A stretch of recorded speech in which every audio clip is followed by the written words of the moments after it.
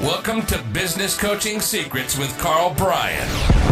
If you want to attract new high-end coaching clients, fill live events, and build a wildly profitable coaching practice where business owners pay, stay, and refer, you've come to the right place.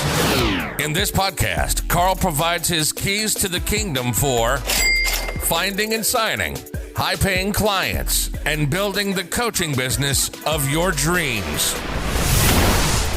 Here we go. Welcome to another episode of Business Coaching Secrets, where we decode the art and science of building a thriving coaching business.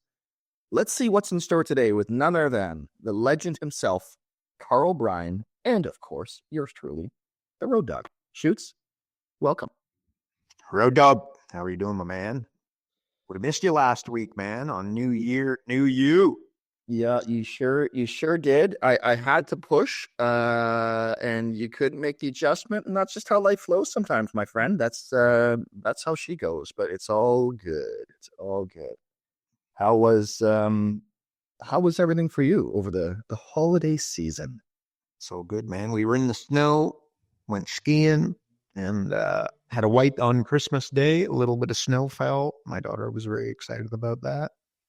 And back in the Caribbean when the sun is shining, shoots, that's what we're doing, man. Went for a surf this morning. That's what I'm doing. And not to timestamp this too much, but our thoughts and hearts obviously go out to everybody in LA and everything that's happening there. We from Kelowna, we know all about this stuff. Sadly, far too well in terms of the fires and everything else that's happening. Pretty devastating stuff. Hey. Oh, it's brutal, bud. It is brutal, but yes, good.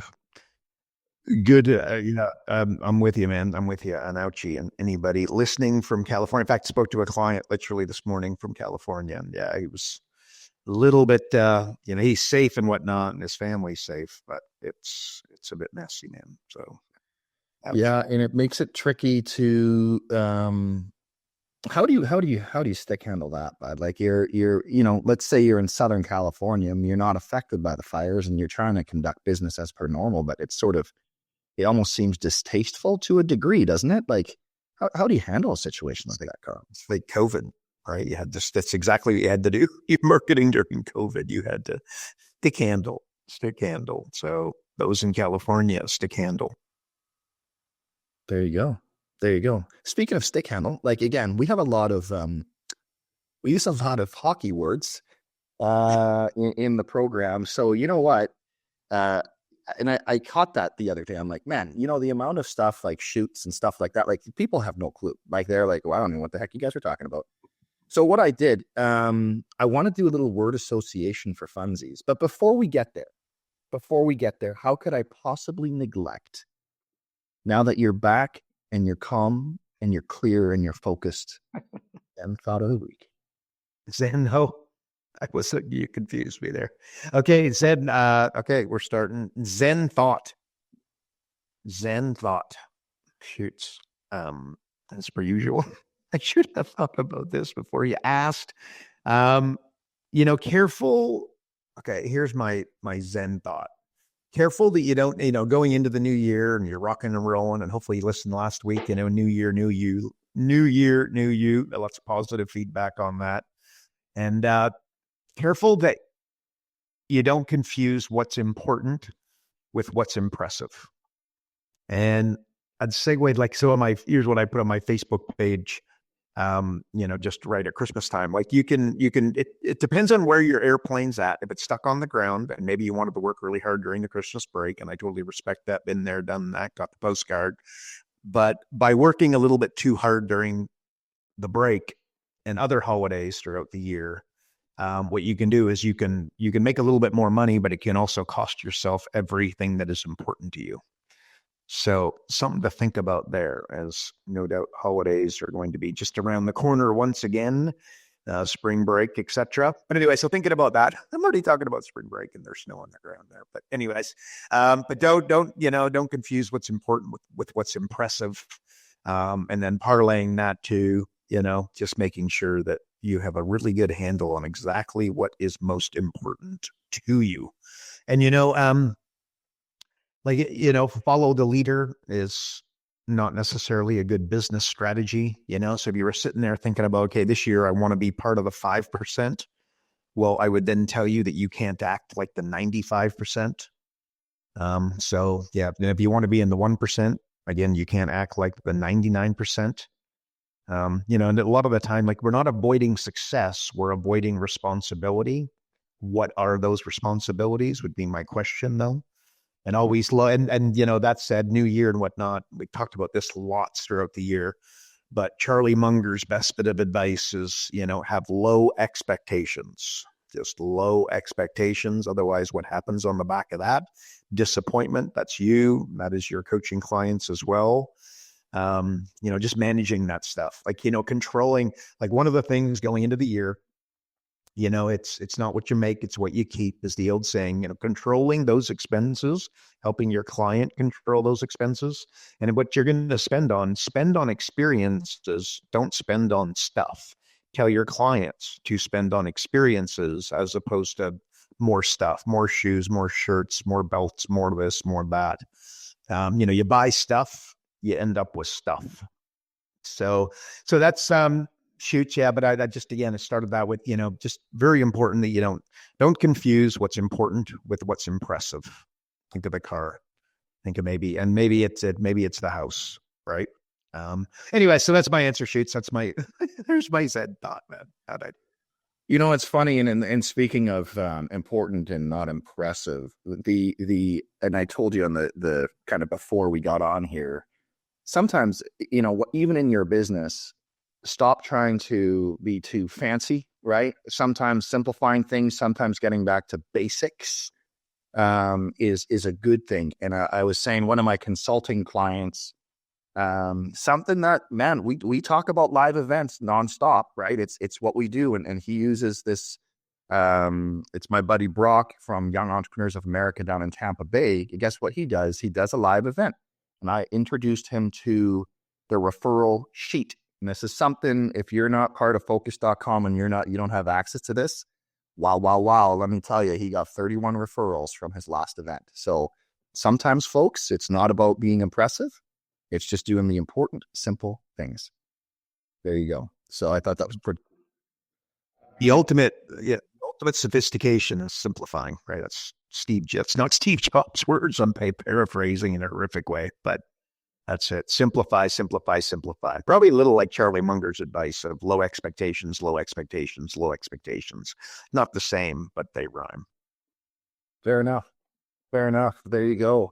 Okay, cool. So now back to word association. All right. So like I was saying earlier, like, man, we talk a lot of hockey lingo, which is kind of funny because I actually didn't grow up playing hockey, but I'm Canadian, so it's sort of part of our language. What is your favorite hockey term, Carl? What would that be? What's your is it selly? Is it my favorite is pigeon? If somebody's a pigeon, it's a great insult. But what's your favorite hockey term? My favorite hockey saying would be you got to go top shelf where mom keeps the peanut butter. So and when I signed autographs, and yes, that's scary, but anyways, I signed a few autographs in my day, and I always said sticks are for hat tricks, and I signed my name. That was my thing. There you go. There you go. Beauty. Love it. All right. Let's actually now do some word association. I'm curious, when I rattle these off, okay, I'm going to just have you just tell me, like, what pops into your brain. Profitable. Ready? Profitable, but no cash. Ooh, okay. There we go. Okay. So you're working with the client and they say, they're looking at their P&L, they're hearing from their accountant, they're hearing from their bookkeeper, and they see that they're profitable, but they got no cash at the end of the month, and they're wondering, how that comes about. I can tell you from reading a few financial statements in my day and teaching a 4-day course on how to read financial statements and find your high-end coaching fees before starting with your new high-end coaching client, that if somebody is low on cash, but they've got a profitable business with 100% certainty, the cash is wrapped up in basically 5 areas. So there's revenues, which is going to be pretty obvious. There's expenses, again, hopefully pretty damn obvious. There's accounts receivable. Okay, so doing the work, paying commissions, paying your staff, showing up, following through on everything that you promised and not collecting the cash. It's a bad business model, in case you're wondering. But sadly, reasonably, because again, what they'll do is they won't correct their accounts receivable problem.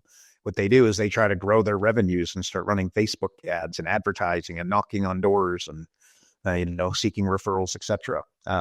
Again, you have an accounts receivable problem. If you are not hitting that head on with your client, what they're doing is they've got a hole in the boat and they're going further out into the lake to repair it. And that is not a good idea. Okay. So again, it's in red. You got profitable business with no cash. There's 5 areas where you'll find the cash, and only 5 areas in their financial statements.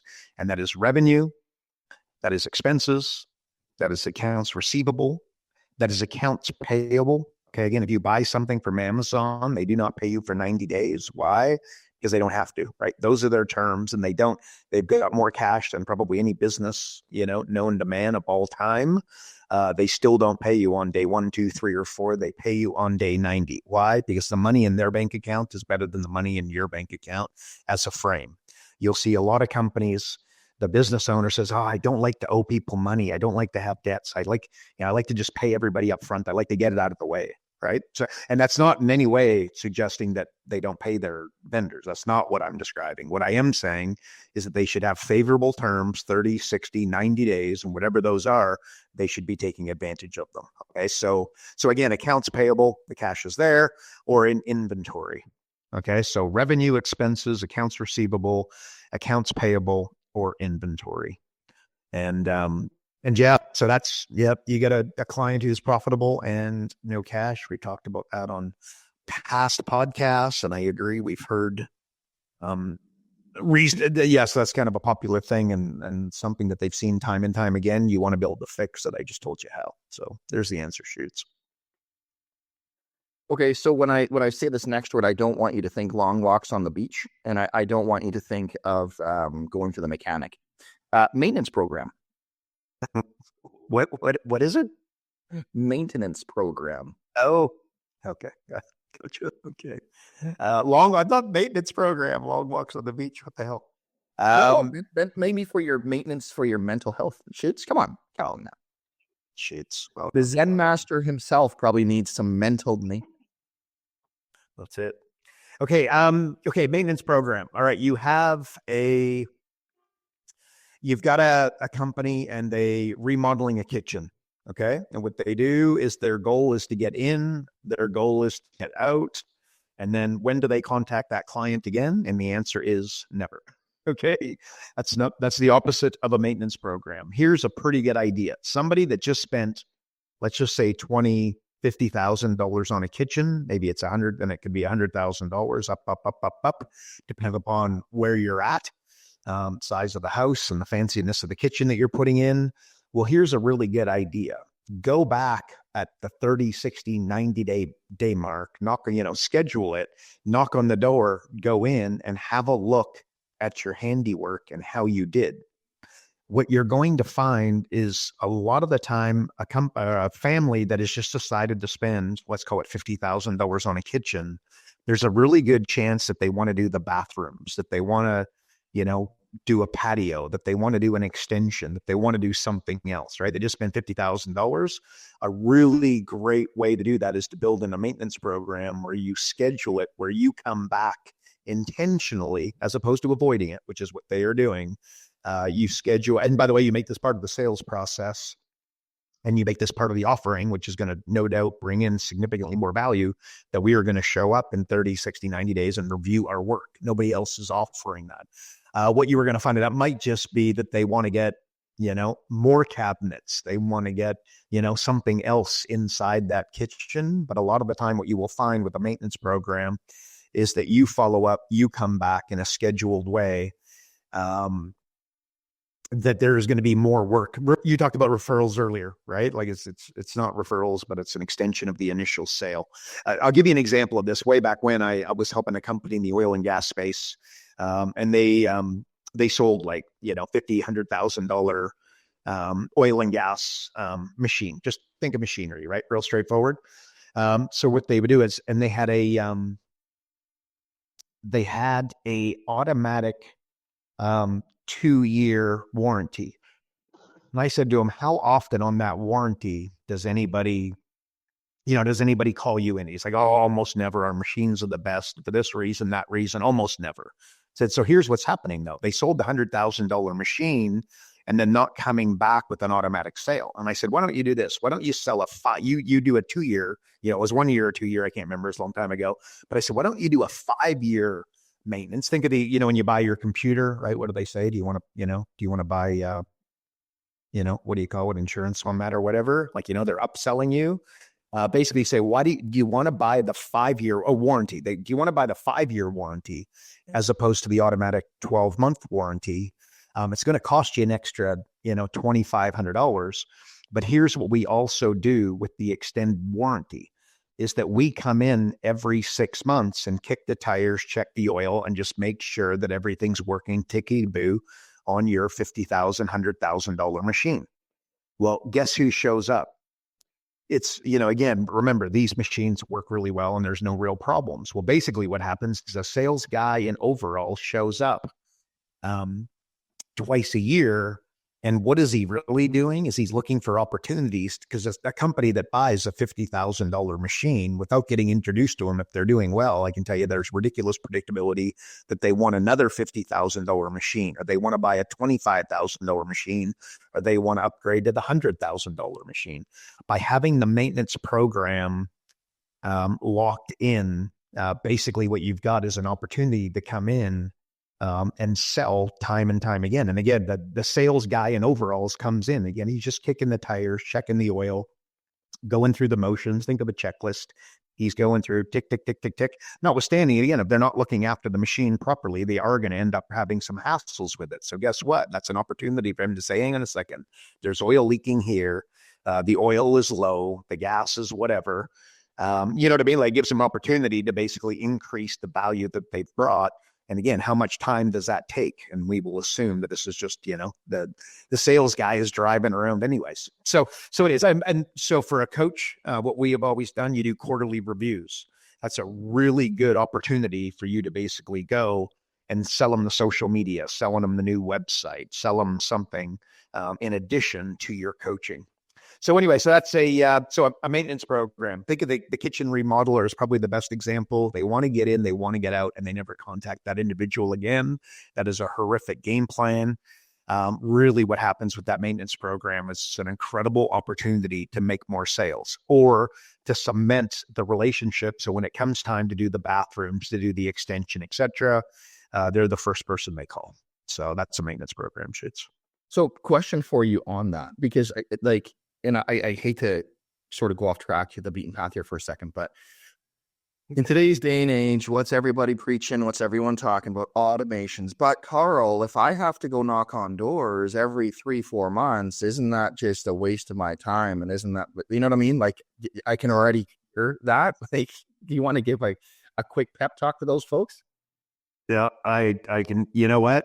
Do the split test it, do the numbers. And I'm going to tell you at the end of 12 months, it's going to be incredibly profitable, because what are they doing, Shoots? They're running around trying to, they're knocking on doors looking for new business. And this is found business on somebody that you've already worked for. So again, it's not going to be the price sensitive individual, et cetera. And notwithstanding, they're going to be, incredibly impressed with that level of service.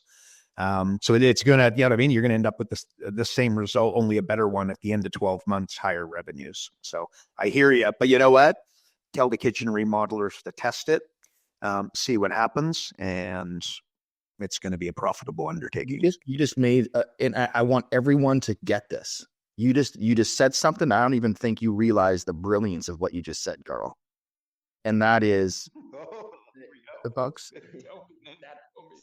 Standard is set. You talked about the price sensitivity. Okay.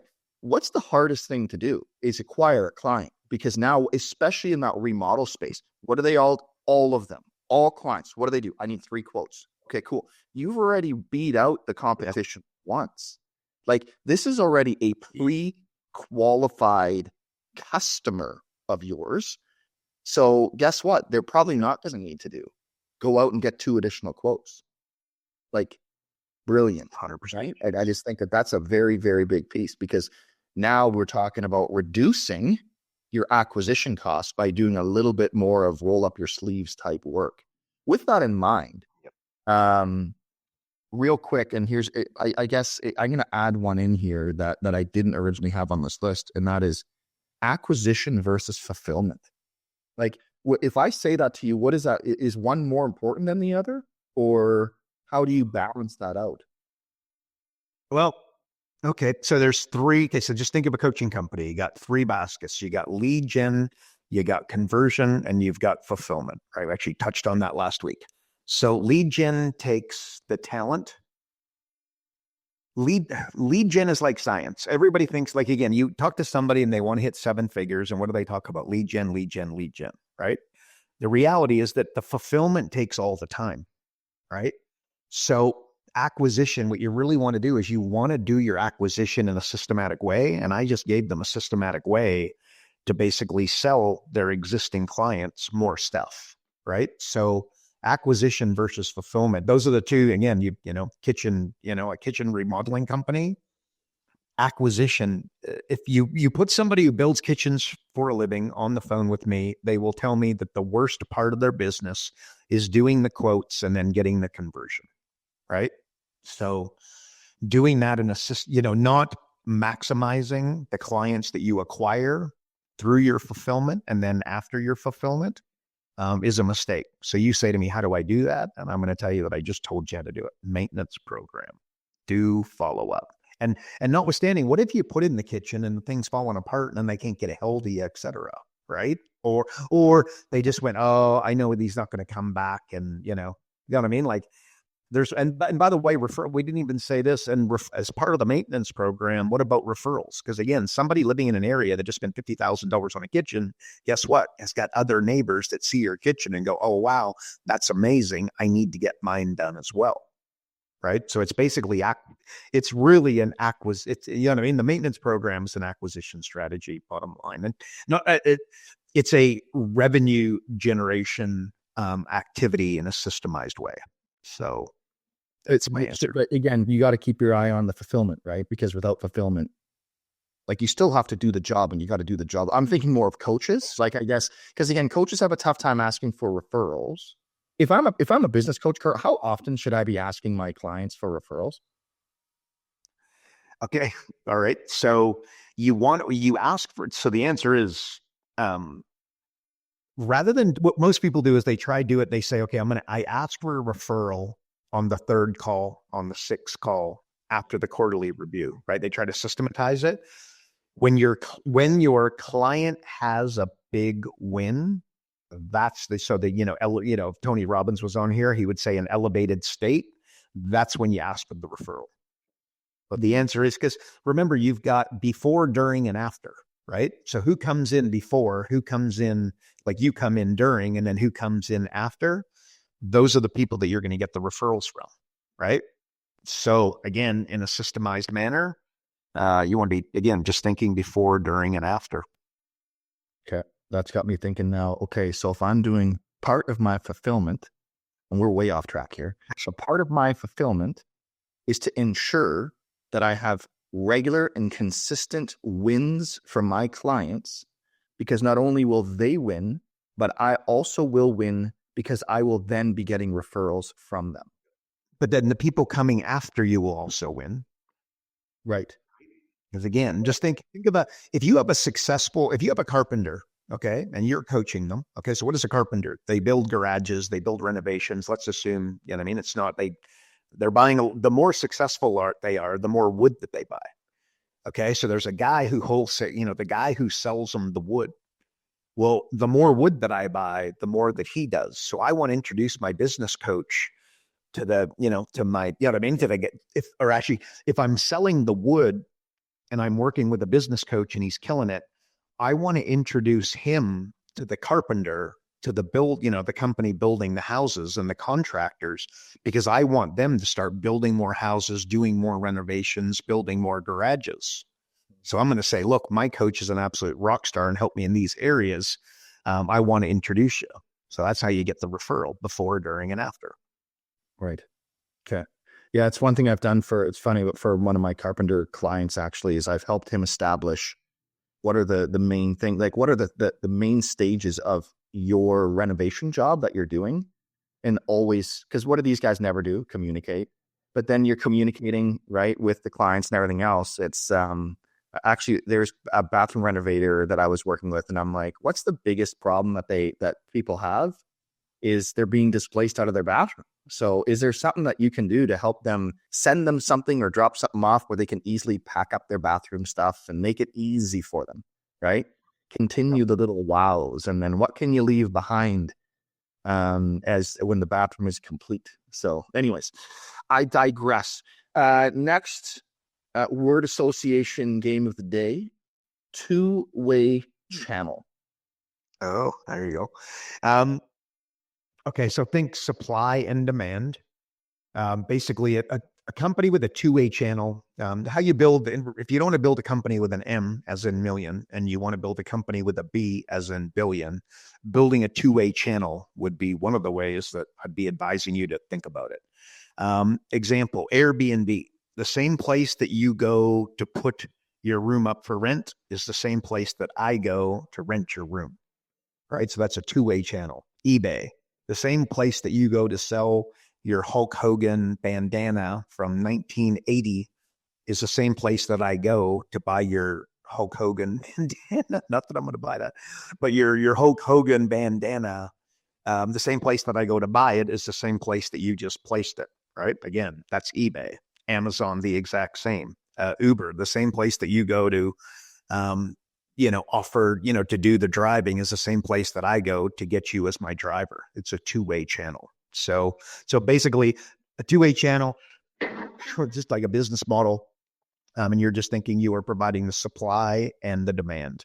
Complications in that, and no doubt you can imagine there's going to be tech involved with ridiculous predictability that your client may or may not be up on, but understanding these types of things, I think, can be very powerful. So that's a two-way channel shoots. Just think of Airbnb would be the best example. So would that almost be like as a coach where you're not just helping the business coaches, but you're maybe also helping them refer to one another, and then maybe even having referring, like when people come to you, referring to them. I guess that would be more of a community. Now, but you think about like hub and spoke as an example, right? So let's just say that you were a business coach. It would make sense that you take on a client as a business broker. Yeah. And then you take on a client that's an accountant, and these are spokes. And you take on a client that is a bookkeeper, and then you take on a client that is a marketing company. So then you could have the business broker and the bookkeeper and the accountant sharing clients with one another. That's not a two-way channel that's a hub and spoke. But that is, again, another business model, and the way that, in fact, I sat down with a buddy of mine right here.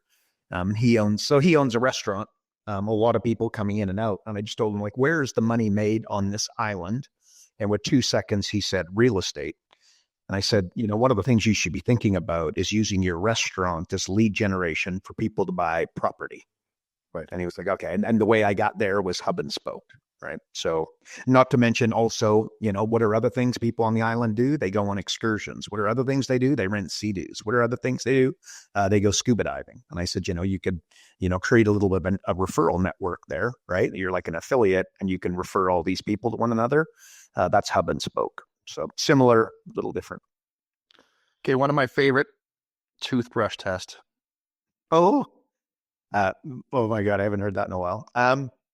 Okay. So Google made this famous. I believe that it's straight from the Google boys.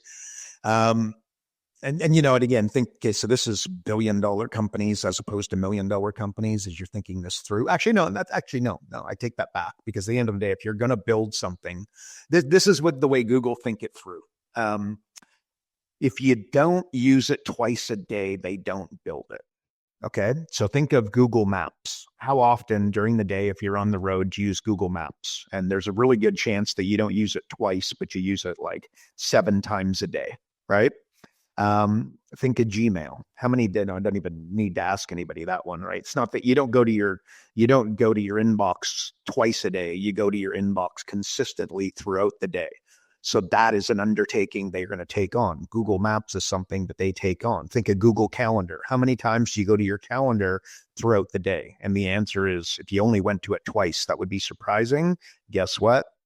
Google's going to work on it. If you found something that they were only going to once a day, they don't think that it's, what does Warren Buffett say? He says, I want to buy something for a penny, sell it for $1 that is habit forming. Let's just assume that Google Maps, Gmail, your Google Calendar are habit forming, right? Things that you're going to consistently. So as your client's thinking about developing some software, the question is, before they go and undertake to spend all this money, they might want to be thinking about, okay, so how many times, like how habit forming is it? How many times are people going to be using it? If they don't use it twice a day, then there's a debate to say that the Google boys wouldn't be working on it. So that's the toothbrush test. And apparently worked out pretty well for the Google boys. That's what that is. Got it. Yeah, it makes sense. Again, I'm always trying to relate it now to a coach, right? Like how can you be that, not that you want your clients coming to you twice a day, but I guess how can you provide enough value on an ongoing basis that they're always thinking that you're going to have a solution or an answer for them, I guess, right? So well, that's why we built, that's why we built our, online business academy, think membership site on steroids. That's the reason that we built Flash Coaching. That's the reason that we built the group coaching software. So again, now their client wants to understand what a market dominating position is, so that the client can now go to it multiple times to watch the same video, bring in their wife, bring in their sales manager, bring in their manager, bring in their business partner to watch the video. And then again, the coach getting on the phone and explaining market dominating position and expecting the client to have, notepad in hand and being able to understand it at the level that we need for them to understand it is unrealistic. So that's why we have created over 200 hours of step-by-step instructional video. It falls into that category. So there you go.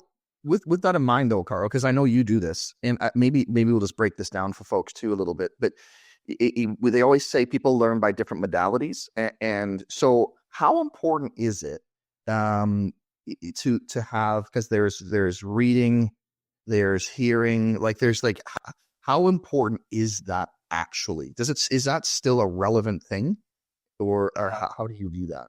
That's why we create our videos with this. There's audio, video, text, and then live, right? So basically that is why the videos are created the way they are with the words, because some people prefer to read, right? So again, by having them listen, but have the words on there as well, it's proven time and time again that is the best way for the average to learn.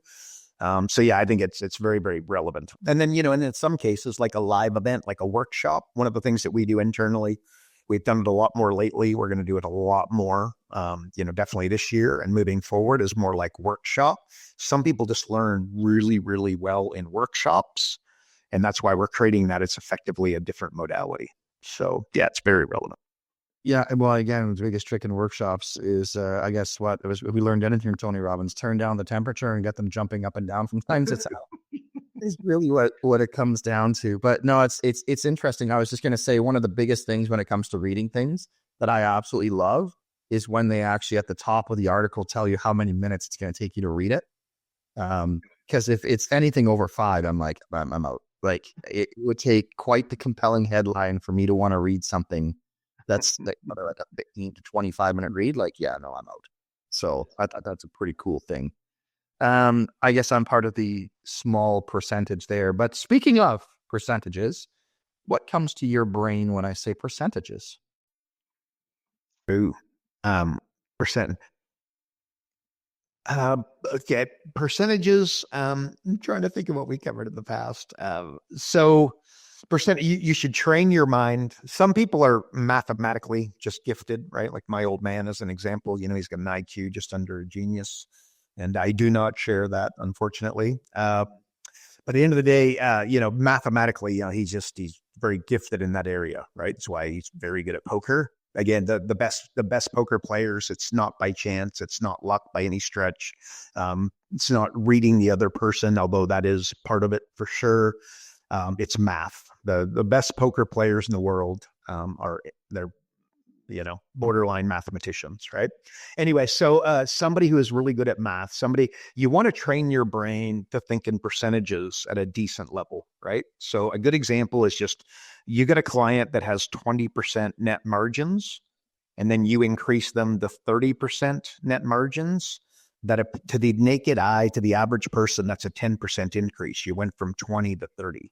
But the reality is that's a 50% increase, right? So they were making $100,000 profit a minute ago. They're now making $150,000 by increasing their margins increasing their margins from 20 to 30%, right? Or you're driving traffic to a landing page and it's got 2% conversion, and we go change the headline, create the opt-in box with a red arrow.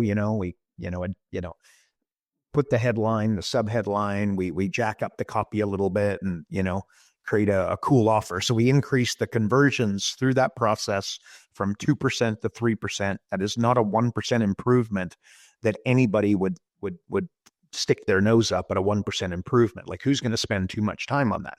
But the reality, and hopefully you've already picked it up, when you go from 2 to 3%, it's not a 1% improvement, it's a 50% improvement. So that is why, again, profit acceleration software, right? Software that I created probably roughly a decade ago, and been working on, tirelessly over the last decade and spent millions and millions of dollars. It thinks in percentages and whole numbers. And that is the reason why. So when you just go put 10,000 in, it basically, it shows you what percentage that is. And if you put the percentage in, it automatically puts in the whole number, because I know that most people think in whole numbers as opposed to percentages. And we're constantly telling everybody the importance of percentages. And that's why the software was built the way it was built. It's really important. So you're sitting with a business owner, understanding that is really important. More to the point, trying to allow them, explaining it in a way so they can understand it. Critical importance. So that's the answer to that. But think in percentages, train. And by the way, remember, if you get a 1% improvement every day for 365 days, you get a 37x. If math is something that you're not gifted at in any way, shape, or form, if you got a little bit better, a little bit better, a little bit better, a little bit better, a little bit better over the course of 12 months, you could potentially get a 37x.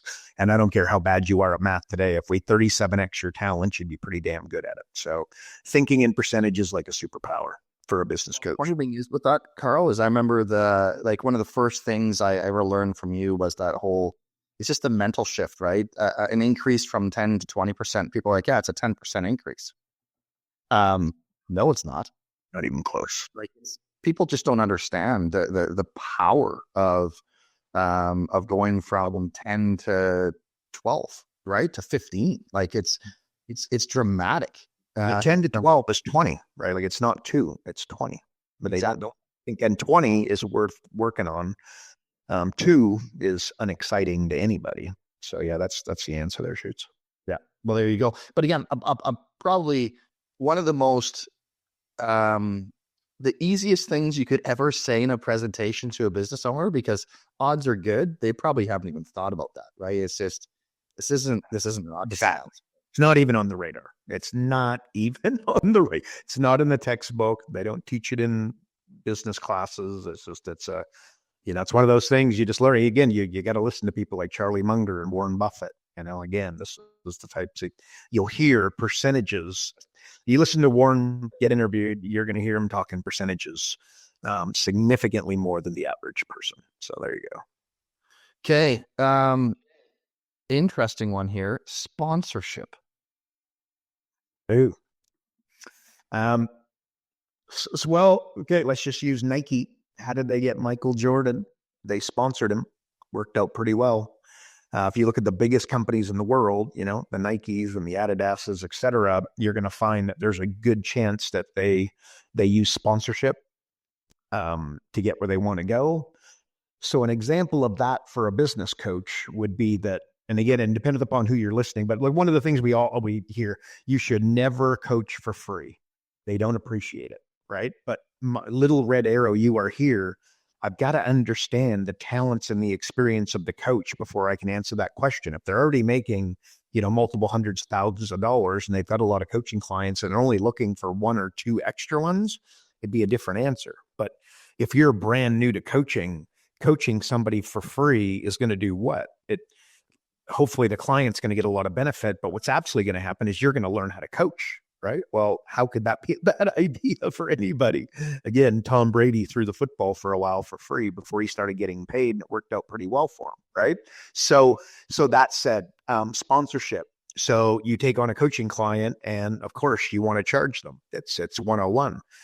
But if you had an accountant who had 400 clients, could that be somebody who you could sponsor? If you've got a business broker that sells, countless businesses per year and gets contacted by countless number of business owners who would like to sell but not ready to sell, could that be somebody who you could potentially sponsor? And if you sponsored the right individual and you had the right relationship, think Nike. And for every Nike and Michael Jordan, remember, Nike sponsored so many players that you've never heard of. It would blow your mind, right? But again, so maybe you're going to do it with the accountant. Maybe it's going to be lights out. Maybe it's not. But if you held your calendar out and you had 3 sponsorship opportunities where you do it for half price, you do it for free. And then one of the worst things is that when you coach the accountant for free, as in sponsor them, they don't tend to get your best stuff. And I'm going to suggest the accountant, regardless of how much they pay you, should get your absolute best stuff. Because remember, they've got 400 clients that they could potentially introduce you to, that they could potentially have you work with. How could that be a bad idea if it came about? Right. So, and that goes for any, I used to talk about this a long ago, but you got a doggy daycare, right? And Tom Brady's wife has got, Tom Brady's married and they have a dog, and then they're going away for a week or 2 weeks. So they go away consistently. Would it be a bad idea to be the local doggy daycare where Tom Brady and his wife are dropping off their dog? Do you think that might lead to some other people thinking that you are without doing 5 seconds of homework, to decide that you guys are the best doggy daycare ever? And not that, by the way, and does Tom Brady need a discount on his doggy daycare? I'm going to suggest no. That goes for Giselle as well. But anyway, so that's an example, right? Good example, horrific example, whatever it is. Sponsorship. But some of the most successful companies in the world are built on the back of sponsorship. Okay. Example, Nike. And it's one that accountants, business coaches, etc., are not thinking about. And I'm going to suggest that there might be an opportunity there. So that's so sponsorship, it's something to think about, and notwithstanding, it's something to understand. It's not, okay, so I just said sponsorship. There are some nuances to it. Start to learn, go have a look at some other some sponsorship deals and how they work and what they get and what they don't get, etc. So. Okay. 2 questions. This is turning into a bit of a interesting back and forth tennis match here with us with these words associations.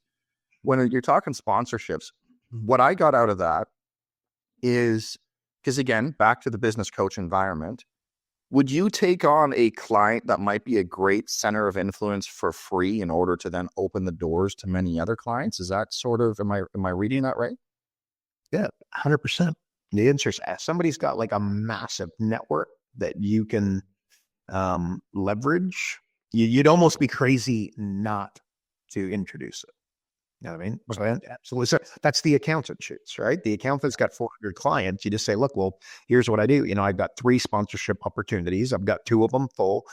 I'm looking for one. I would like to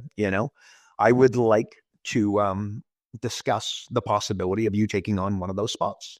And what am I looking for? I'm looking for somebody who believes in coaching. I'm looking for somebody who believes in the industry, believes in growth, believes that this is a good idea for his clients.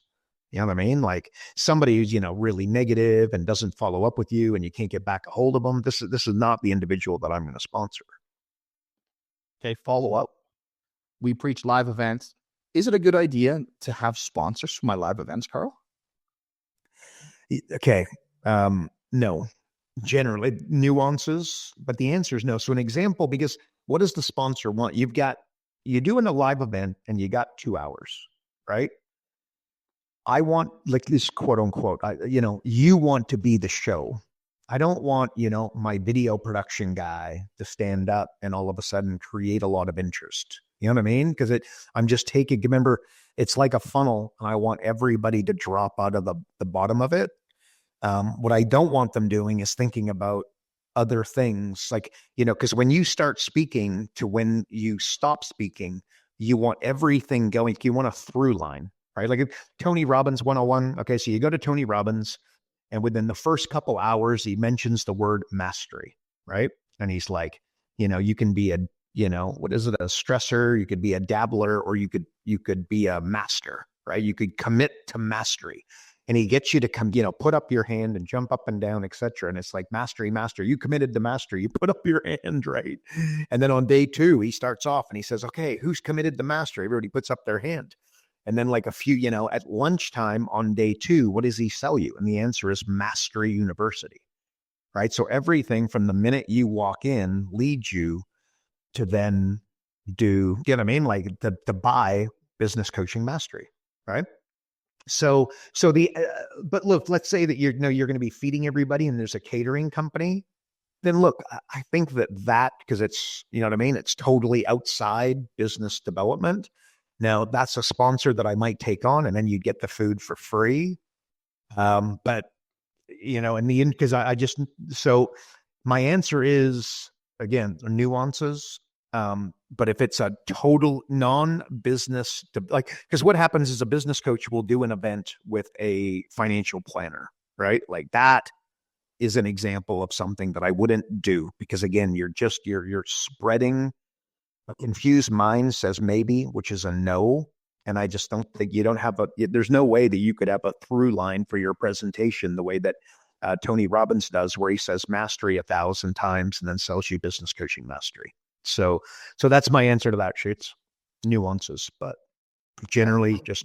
I guess I'm just looking at because you always talk about the boring numbers and reducing overhead and stuff. I just wonder if you wouldn't take on like maybe a food sponsor or something, and then just maybe give them a shout out at the beginning of the event. A what sponsor? Like a food, like, like. Okay, so and that's going to save you. Okay, so in that instance, yes. But how much time are you going to spend?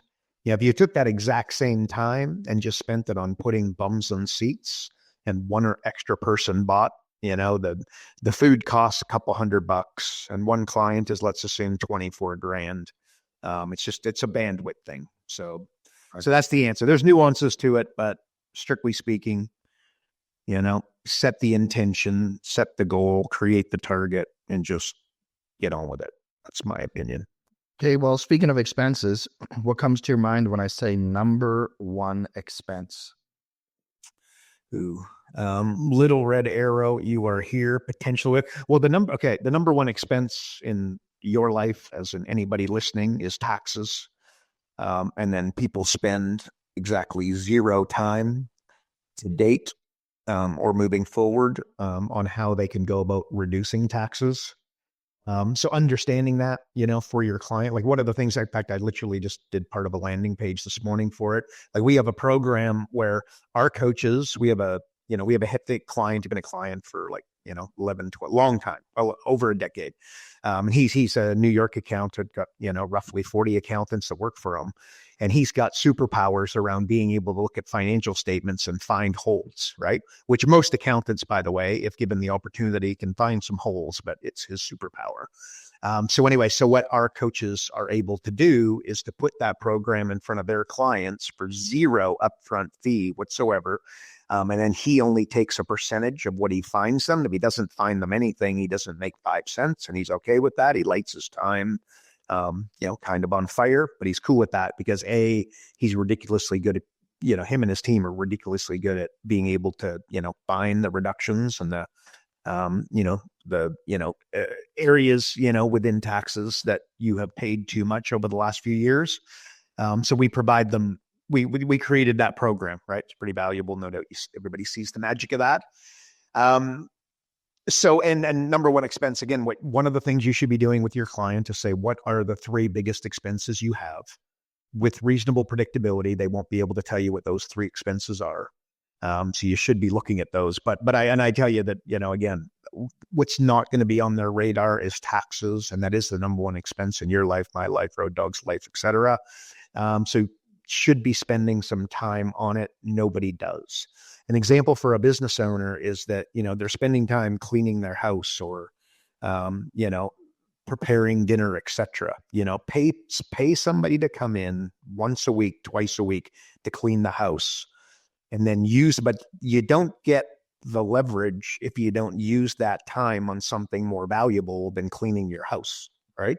So we'll assume that cleaning your house is a $40 an hour task, and then learning about taxes, reading a book, listening to an audio, listening to a podcast, finding a good book on tax. You know what I mean? It's a pretty good idea. And they're not doing it. So anyway, so that's what I would say, Shoots. Number one expense is taxes. In fact, I just wrote an email in the last week, which you might be able to search or find, or just go through my emails or and then it becomes a blog on the website. You can go through, and I basically kind of outlined how somebody could save an enormous amount just by using their house as a home office. So I just did that the other day. So there you go, Shoots. That's my answer, bud. That's my answer. It's interesting too. We always talk about the Uber and the this and the that and getting the cleaner and using your time more efficiently too. It's funny. One of my clients, he's a sales guy and he does events as well. And he's just like, I spend half a day getting ready for the event. And I'm like, look, can't you just make like an additional sale and just hire somebody and then that way you now literally got half how much more could you get done in half a day than, you know what I mean? Like, it's just efficiency of your time. It's crazy. It's crazy. If you don't have an assistant, you are the assistant, as they say. So yes. As you know what, I've heard that before. That's for sure. I'm not sure how many more you want to go through here. Let's do a couple more. This next one, like crazy how many people mess this up, dude. It blows my mind. Scale versus growth. Yeah. Okay. Yes. Agreed. High five. Okay. So growth. So think of growth as when revenues increase and expenses come with them. All right. And presumably at a slower rate, but revenues go up, expenses come. That's growth. Okay. Expansion of the company. Scale, which again, and I see this on Facebook all the time. People talking scale this, scale. That's right. And I don't mean to laugh, but it's kind of like, just don't. So scale is when your company grows, but your expenses don't come with you, right? So an example would be Facebook could put, 1, 100, 1,000, 10,000, 100,000, 1,000,000, 2,000,000, 5,000,000 people, they could, you know what I mean? Like with new profiles today, and they wouldn't have to go, maybe they got to go hire, one new person, right? But at the end of the day, it's negligible on steroids. So scale is when you grow and your expenses stay the same or increase at a negligible amount. And growth is when your company grows and then your expenses come with it. And I will tell you, what my dad says is that the eighth wonder of the world is that expenses crawl up to revenues. Margin. If you're going to, because you got a client and they grow from $1 to $3 million. And then at $3 million, they're making less or a negligible amount more than they were at $1 million.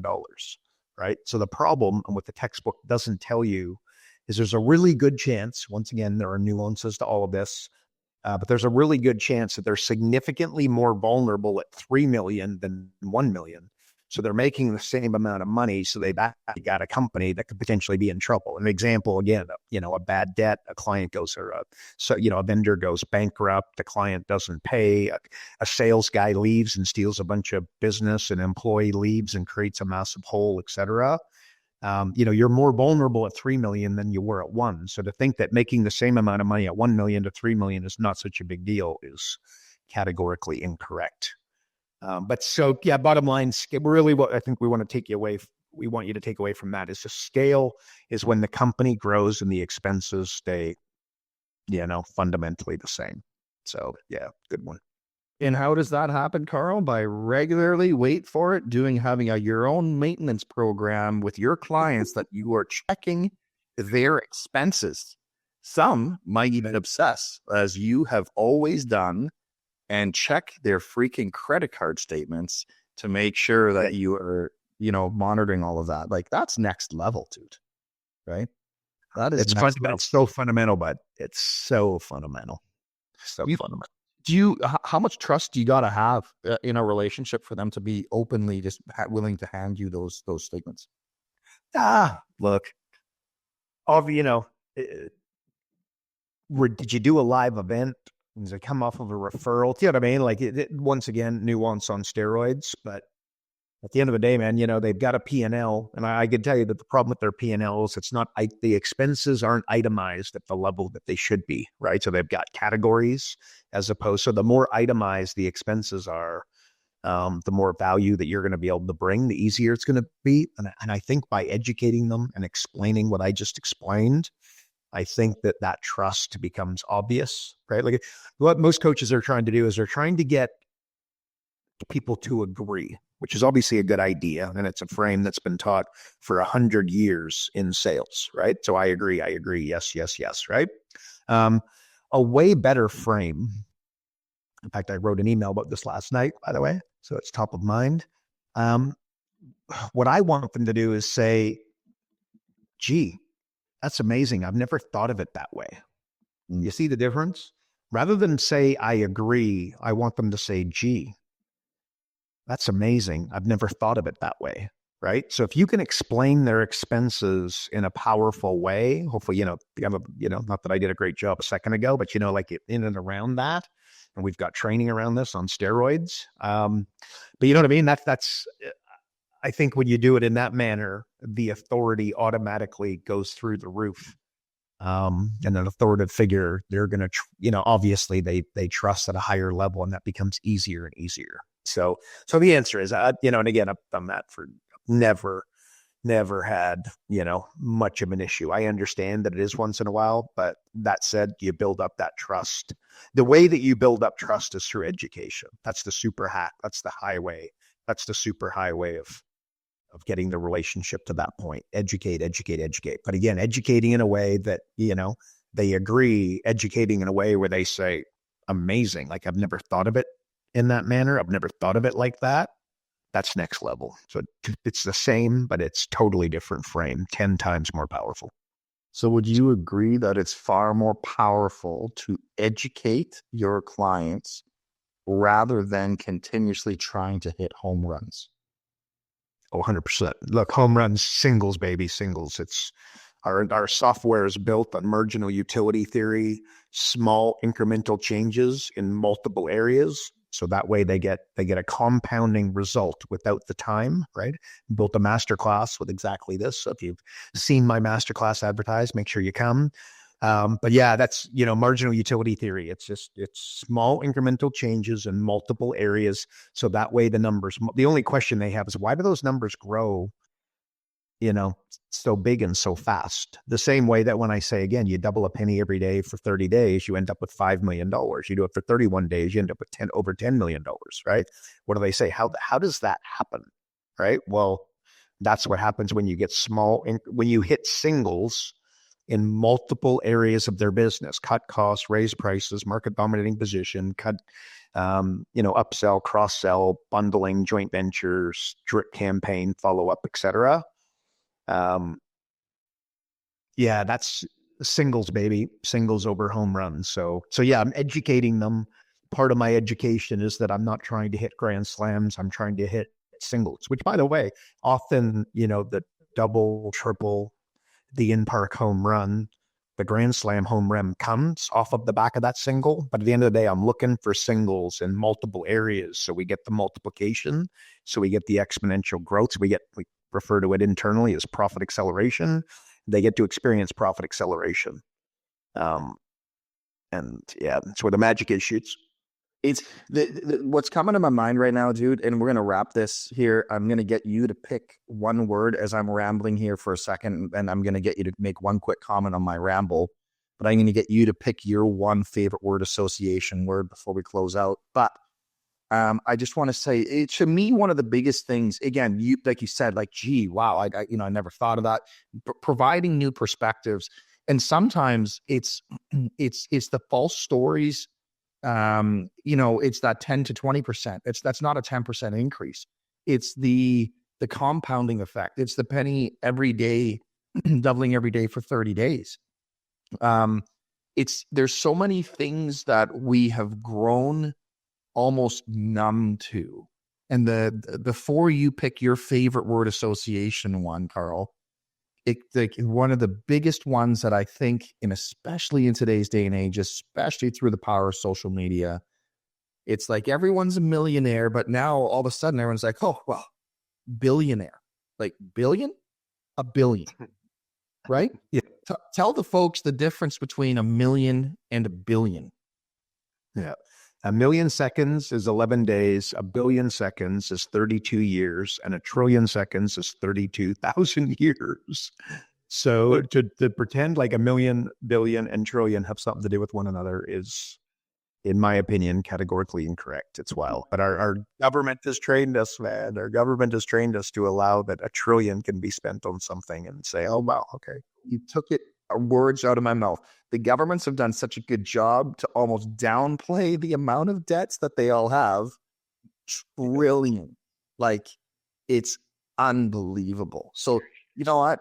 It's just bring it back to reality for people, because everyone's like, oh, I want a 7-figure business. Well, why don't you cool your jets? Let's get you to 6 first. What are the big benchmarks you think? So 100,000 that's a big one, right? Because we both know the failure rate of businesses is over 80 some odd % in the first 5 years. 95 in 5 years. 95% are not standing in 5 years. That's what the stats say. So it's wild. So then and how many actually make it to a million? Like it's such a small number, dude. Yep, 94%. But look, this is again, who knows, but the stats. I'm not out there counting them personally, right? But go ask ChatGPT. I'm sure it can tell you. Or AI. I'll go ask AI Coach Assist, by the way, which is our product. There you go. But at the end of the day, yeah, it's 4%. Less than 5% make it to $1 million. That's not profits. That's gross revenues, to be clear. That's gross revenue. Boom. There's another one that I love when people start talking money and to make themselves sound. You know what? Why don't you talk to me about the money that was actually net in your bank account versus and there you go. Hang on. Now I'm on a tangent here. Sorry, Shoots, before you get into it. People love to brag about gross profits. They don't talk about net revenue. And then even more so, as you alluded to earlier, pick up a freaking tax book, hire the right accountant. Because if you aren't structured properly, how much money of that, like by structuring yourself properly, not just inside of your business, but personally, and flowing that cash to you, man, oh man, what a difference that can make. Yeah, it's not what you make, it's what you keep. Right. Yeah. 100%. All right, bro. What's your word association now that I've got your brain ticking with all the ones I threw at you? If you had to pick one, which one would you pick? I think you just need the number one expense in your life, my life, and anybody listening's life is taxes. So spending a little bit of time to understand that at a high level, I think would have to be up there. And I think that kind of, it's different, but it rhymes with percentages. Just getting your mind to think in percentages as opposed to whole numbers will allow, stuff like taxes and becoming a little bit more comfortable with the word net. Like you mentioned, the entrepreneur, like they don't even know, net. They don't even know what what I mean? Like they don't understand net, right? Like they literally don't understand it. The only thing that they understand is the whole number, the gross revenues that they brought in. And again, the conversation in their head is that they're trying to get to $1 million, right? And it's just it's a bad, generally speaking, and that's a great goal, for the right individual. But I want to, what are your margins? What are your gross profit margins, and what are your net profit margins on the way to $1 million? And then make them at 500,000. What are they? Your gross and your net, and then what are they at $1 million? And if they're the same, negligibly less, or ideally negligibly more, or significantly more, now I'm impressed, right? Like now you're doing a good job. So anyway, so yeah, just, maybe that's just a math 101 from somebody who's not overly great at math, by the way, but there you go, Shoots. But that's my, yeah, that would be my, and scale versus growth, just like understanding that as a concept, right? As a client and educating your client as such. I think by just being able to say what I said, again, growth is when you grow and expenses come with you. Scale is when you grow and your expenses stay fundamentally the same. There's incredible power in that, right? They're like, oh, wow, believe me, the chiropractor doesn't understand that. He's trying to scale his business, quote unquote, because that's what somebody else told him he should be doing, or the YouTube video told him he should be doing, or the influencer on his Facebook profile told him he should be doing. But the reality is that, the chiropractor has very little opportunity to scale. Most of what he's going to be doing, she's going to be doing, is going to fall into the growth category. So anyway, Shoot, so that's my one thing, bud. But good job, man. That was good. Just on a quick end note here, you have worked with, well, thousands of coaches at this stage and hundreds of businesses personally. Would you agree that the average business coach highly overestimates the true knowledge that the average business owner has? Times a million. Yeah. And a good example of that is when they start doing local live events. They immediately, after a very short period of time of doing the events, you all of a sudden see that the material becomes a little bit more complicated, a little bit more, goal setting goes out, time management goes out. And the reason they get there is like, oh, they already know this stuff. But the reality is that, no, you just understand this stuff at such a significantly higher level. So now you assume that they know it. And conversions, as a general rule, as you get more complicated with your material, in your event, you will find that conversions will go in the wrong direction, despite the fact that your education, in your opinion, has gone in the right direction. So yeah, I would wholeheartedly agree with that. It's wholehearted. And I've said it a million times before, dude. Like when we did our presentations together here, I the first one I was like, "Are you kidding me? Like this is so high level. Like it's just there. Are you kidding me right now? I thought we needed something a lot more complex, a lot more detailed." And you were just like, you basically just laughed in my face and said, "Just watch." And then guess what? I was blown away with people just like in awe of what you were presenting. But that's how it is, folks. It doesn't have to. Don't overcomplicate it. Don't overcomplicate it. So, but that said, but Shoots, just to be clear, so make sure, we don't want anybody just getting up there and just going over the one. So you got to have stories, you got to have metaphors, you got to have examples to be clear, right? So don't just get up there and explain goal setting and think it's going to be amazing, and then explain, time management and think it's going to be amazing, right? Like as in the definition, and give facts, figures. You've got to, the metaphors, the examples, the stories need to be placed in there with goal setting, with time management, with the, the fundamentals. So. Well, the number one feedback from all of Karl's presentations, folks, is I thought you'd be taller. Shoots, I've said this before, man. I'll tell you, I've been so actually okay. So I'm in Vegas, Misdirect. We get a client who does $30 million a year. It's the first time that we've done a zillion, Zoom calls, video calls, etc. And so he comes up and he's like, that's the first thing he said to me. He goes, "I thought you'd be taller," right? But this was years ago. Anyway, so then just we were in Cancun last year, and Marie Timby, who, by the way, will probably be listening, but then she met me, the first thing she said, "Oh, wow, you're much taller than I thought you would be." And I'm like, yeah, it's because Road Dog talks. I'm not that short, folks, but anyways, the Road Dog, whatever. Here we are. So that's, well, you know what you're never going to get to do? Probably the high jump. Like it's probably not going to be an Olympic pursuit for Karl Bryan is high jumping. So this is, what I was really good at as a kid, and ironically enough, my daughter, who, is not overly tall, probably not surprising, but I was really good at long jump. Like really, and my daughter, guess what? She's really good at long jump. But I don't know, man. I guess we got good spring. Is it just because it's like less gravity pulling you down, or how does that work? I don't know, man. I can't explain. I don't know. Maybe run fast, but anyways. So there you go. All right, folks. On that note, thanks for tuning into another episode of Business Coaching Secrets. If you're not on the inside, if you're not getting access to the pre-show, You aren't getting Carl's daily emails. You want more information on how to grow, build, grow, and scale your coaching company? We just talked about that. Visit focused.com and subscribe today. Also, if you enjoyed this podcast, please like and subscribe and share with all your friends and all the fellow coaches out there. As again, we are trying to increase the impact that we're making out there in the coaching community.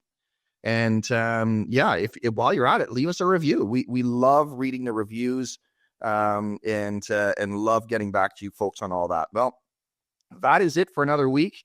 We will see you on the next episode. And remember, folks, progress equals happiness. Take care, everybody. Karl Bryan built Profit Acceleration Software 2.0. So as a business coach, you'll never again have to worry about working with business owners that can't afford your high-end coaching fees. Check us out at focused.com.